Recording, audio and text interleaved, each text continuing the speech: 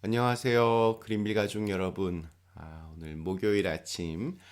네, 오늘도 이렇게 하나님의 말씀과 함께 또 오늘 하루를 시작하는 모든 분들을 주님의 이름으로 축복합니다.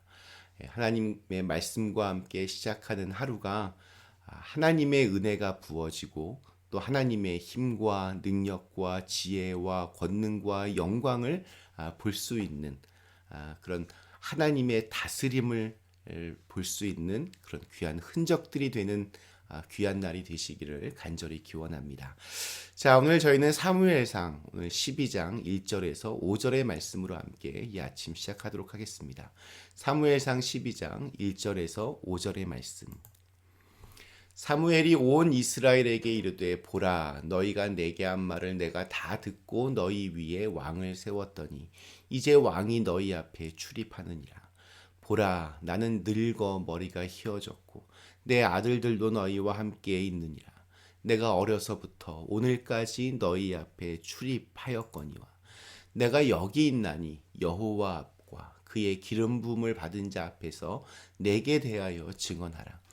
내가 누구의 소를 빼앗았느냐 누구의 나귀를 빼앗았느냐 누구를 속였느냐 누구를 압제하였느냐 내 눈을 흐리게 하는 뇌물을 누구의 손에서 받았느냐 그리하였으면 내가 그것을 너희에게 갚으리라 하니 그들이 이르되 당신이 우리를 속이지 아니하였고 압제하지 아니하였고 누구의 손에서든지 아무것도 빼앗은 것이 없나이다 하니라.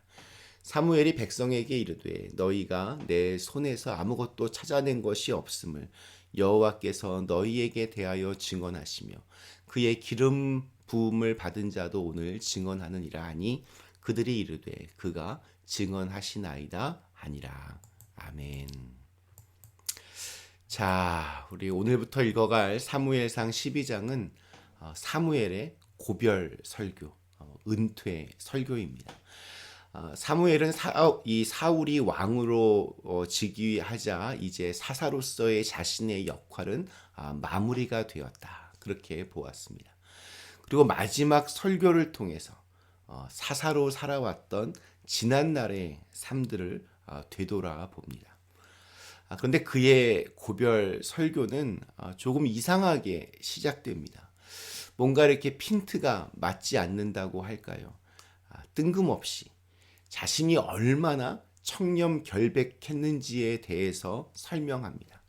심지어 자신이 뭔가 잘못한 것이 있으면 고발하라고까지 아주 강하게 말합니다.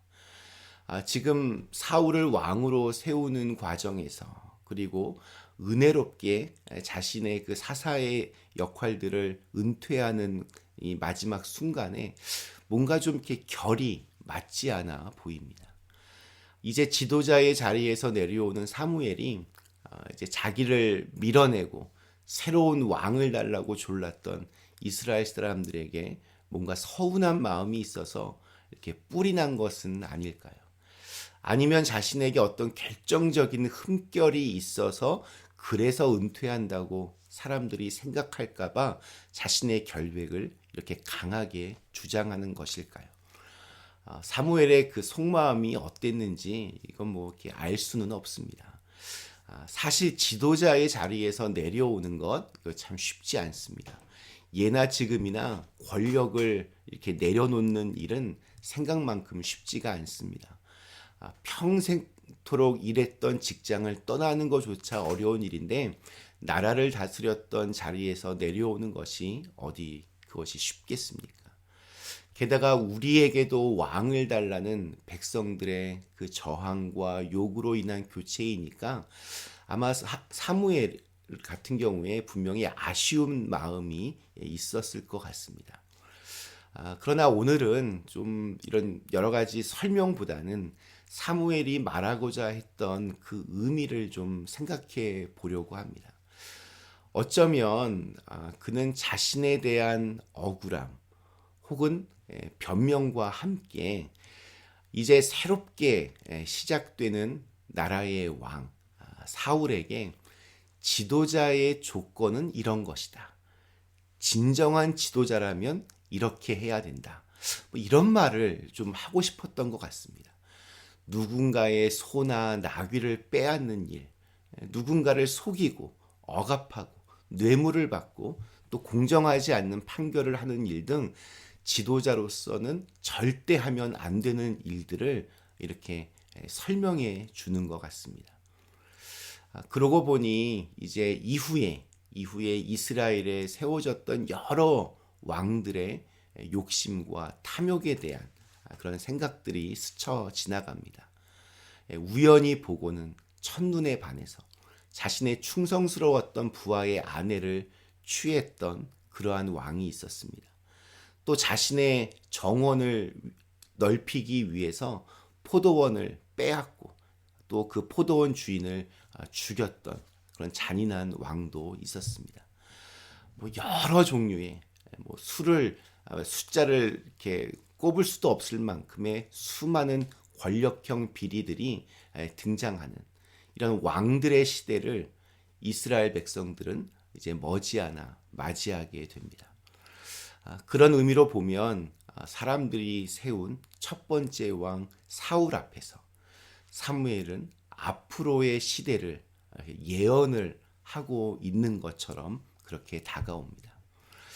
사무엘의 고별 설교 이 초반부를 한 문장으로 표현하면 이렇게 될 것 같습니다. 지도력이란, 그러니까 리더십이란 누군가를 다스리는 능력이 아니라 바로 자기 자신을 다스리는 능력이라는. 많은 사람들이 얼마나 성공적으로 전쟁을 치렀는지, 얼마나 사람들을 잘 다루었는지를 지도력의 기준으로 삼지만 사무엘은 이렇게 말하는 겁니다. 진정한 지도력이란 자신을 다루고 다스리는 능력이라고. 그렇게 자신을 다스릴 줄 아는 능력에 사람들이 따르는 것이고 또 그로 인해서 굳건한 평화가 따라온다고 말입니다. 어쩌면 우리의 신앙도 이와 비슷할지도 모르겠습니다. 우리는 하나님께 눈으로 보아도 믿기지 않을 만큼의 엄청난 놀라운 기적과 이적을 원합니다. 혹은 나도 또 다른 사람도 고개를 끄덕일 만큼의 큰 은혜가 부어지기를 소망합니다. 그리고 그런 것들을 목놓아 기도하고 간절히 바랍니다. 그렇게 많은 기적들이 결과들이 주어지는 것이 축복이자 능력이라고 그렇게 믿습니다. 그러나 진정한 축복과 능력은 나를 잘 다루고 다스려서 그래서 하나님께서 쓰시기에 좋은 그릇이 되는 것입니다. 그런 사람에게 하나님께서 은혜를 부어주십니다. 내 인생을 다스리는 내 인생의 주인이 누구인지를 우리가 잘 볼 수 있어야 됩니다. 시작은 참 좋았지만 끝이 좋지 않은 사람들이 있습니다. 그 시작은 위대했지만 그 마지막은 아주 졸렬한 인생을 살아간 사람들도 많이 있습니다. 성경에서 그 예를 보자면 삼손이 그랬고 또 사울이 그랬고 또 가룟 유다도 그랬습니다. 이 세 사람의 공통점은 다 자신의 욕심과 탐욕을 위해 살아갔다는 점입니다. 육체의 정욕을 따라갔던 삼손, 또 시기와 질투대로 살아갔던 사울, 재물에 눈이 멀어서 예수님을 은 30냥에 팔아넘긴 가룟 유다. 이 세 사람 모두 그렇게 욕망을 쫓아 탐욕을 쫓아 살아갔을 때 그 끝이 좋지 않은 그러한 인생을 살게 됩니다. 내가 주인으로 삼는 것이 나를 다스립니다. 하나님을 주인으로 모시면 우리의 삶은 하나님의 뜻으로 세워집니다. 그러나 나의 욕심과 욕망과 탐욕을 주인으로 모시면 그것의 노예가 되어서 질질 끌려다니다 결국에는 비극적인 결말을 맞이하게 됩니다. 오늘 우리에게 주신 하루 하나님께서 우리 모두의 삶을 다스려 주실 수 있기를 기원합니다. 하나님이 우리의 왕이시고 또한 주인이십니다. 잠시 함께 기도하시겠습니다. 하나님, 우리를 오늘 하루도 다스려 주시옵소서.